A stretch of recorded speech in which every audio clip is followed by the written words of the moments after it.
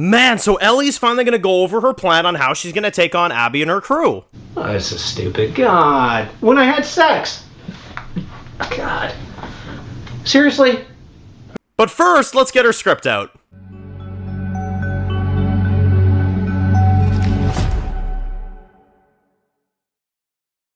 Alright guys, this one's going to be doing a review today. This one's going to be doing a review for The Last of Us. This one's going to be doing my next review for The Last of Us Season 2, Episode 3 this week. This one's called Something's Got a Hold on Me. So, another week, another episode of The Last of Us. This is for Season 2, Episode 3.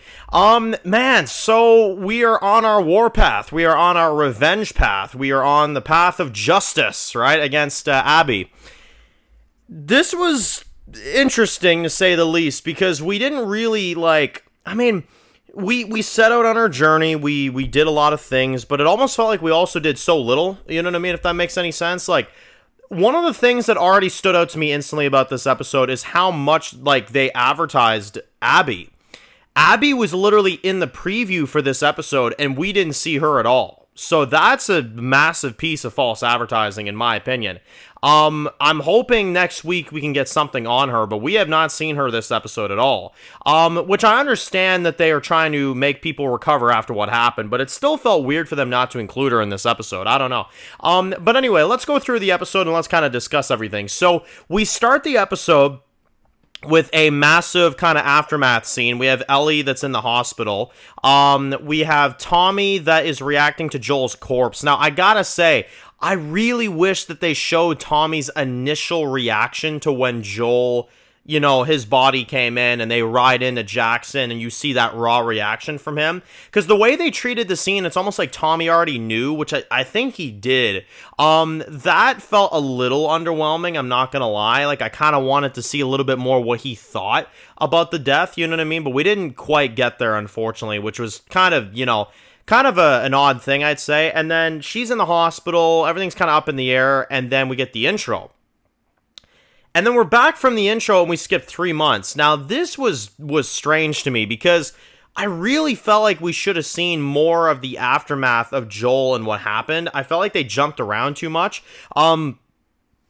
You know, in the game, it was very much like it was the next day and we were seeing what happened. We were seeing the emotions on Ellie's face. And in this episode, we skipped 3 months and we're like joking around with Dina. We're like messing around and stuff. Meanwhile, you've got her crying over Joel's jacket and grabbing his old gun and stuff like that. You know what I mean? And then Dina lays out the plan, which I thought this was pretty interesting. Even though it was a scene from Tommy in the game, but you know, it's Dina in this version.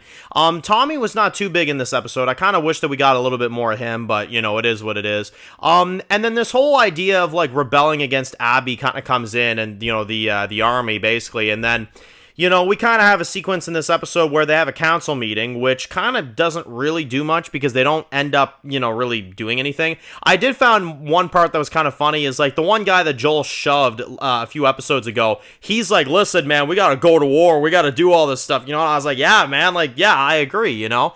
But we have Ellie that like pulls out a script, which I don't know why I found this so comedic, but you got, like, Ellie. Ellie in the game would not pull out a script to describe why she wants justice. You got Ellie in this. She's, like, you're looking at this script, like, this is why we need to go after Abby. This is why we need... I'm like, look, Bella, did you forget your lines, chick, or something? Because what the hell is going on? Why are you reading off a script? Like, that feels so odd to me. It reminds me of the guy that won the award on the Game Awards for Game of the Year for, like, a Nintendo game a few years ago. The creator of Nintendo, and he pulled out, like, a script for his friggin' speech. You know what I mean? Like, that's what that felt like.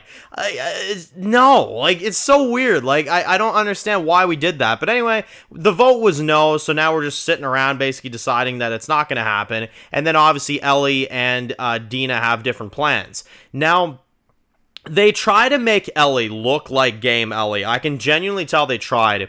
It still is not working. It's still not effective. I don't know. It was just, it wasn't there. I don't know what it was. It wasn't working.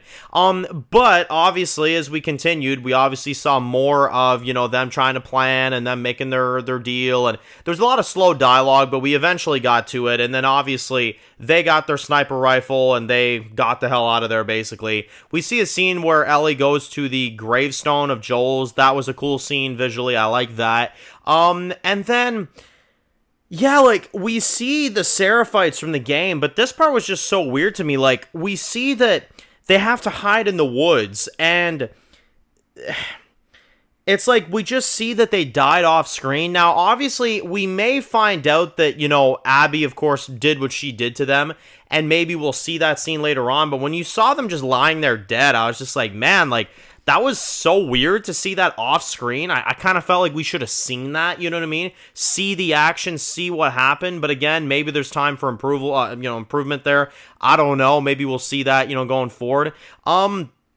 We got this really cringeworthy dialogue scene in the tent between Ellie and Dina, where they're like, oh, like, you know, oh, am I not your first kiss, and how was it? Was it a 10 out of 10 and stuff? I was like, okay, this is whatever. I'm still not connecting to this relationship. I'm telling you, it's Bella Ramsey. I just can't get behind her acting as Ellie. I just can't do it. I'm sorry.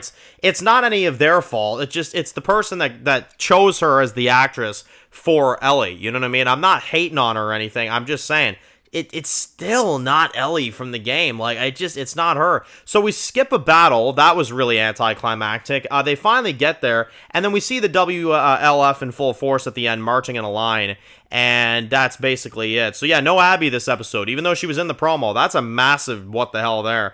Look, like, I didn't hate this episode, but I also didn't love it. I was kind of just like, you know. I would say this episode in general, like, it had its moments. I thought it definitely had its things I liked.